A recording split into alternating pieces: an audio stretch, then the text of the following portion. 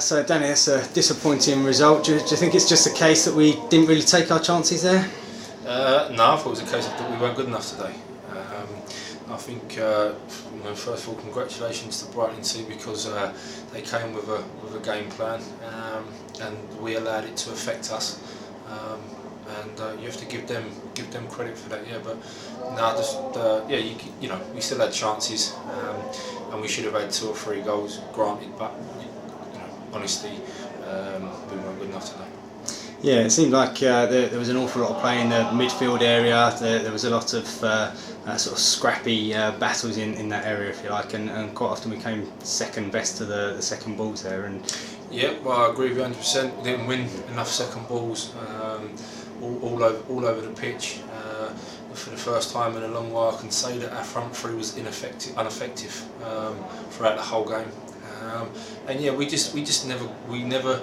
If you look at the second half, they've not had a shot. We're in there after the whole 45 minutes, but we never really created much either. I think apart from the one where Dadson's got in behind and poked it back to Reedy and it's gone wide of the post.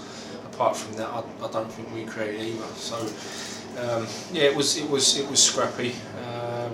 Could you say it was because we haven't played for 2 weeks? No, it's not an excuse.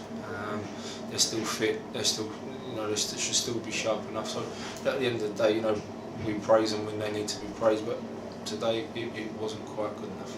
Yeah, you mentioned the front three there. We're used to obviously scoring quite prolifically, especially at home. It just seemed they were a bit hesitant to take the shot sometimes. There were a lot of sort of times where they cut back and looked for the pass instead of shooting first time. Do you think that was or any reason behind that? Just a bit nervous maybe? Possibly. I mean, we've missed the first 5-10 minutes. We created 2 or 3 good chances that should have been goals. Whether that's had an effect, maybe, but these players are good enough to be able to get on that. So again, no, I wouldn't really use that. It was just a day where not just the front three, but the side in general didn't perform, but the front three didn't finish off the chances that was created. And we saw again a couple of changes to the team. Junior started out on the left. There was no place in the starting 11 for Joe Benjamin. Is that a case of you're kind of sort of keeping people fresh, rotating things, or did you think that Junior on the left today would work best? No, Junior started on the left the last game against Averley as well. Did he? Yeah.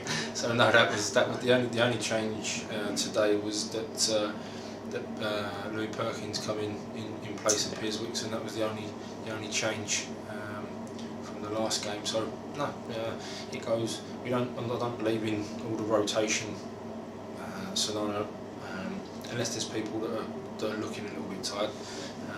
The people that are performing or the people that you feel are the best people to win a particular game, they're the people that play. Yeah. And today we've seen Sudbury have won again. I think the target was pretty much nailed on for them, but Thurrock were 2-0 down. They pulled it back to a draw, so they've earned another point on top of it. Do you think it's going to be tough to see them drop enough points to snatch that second place, or is it still? No, I mean 4 points. That's still that's still a possibility. I said to you after the Surham game, we've got to forget Sudbury, we've got to forget the title.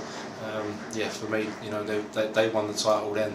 I don't see anyone catching them, especially now, as you say, Thurrock have drawn, so they've gained another 2 points on them. It's now a case of the sides in the playoffs and 1 or 2 just outside it, working out who's going to be there come the end of April. Yeah.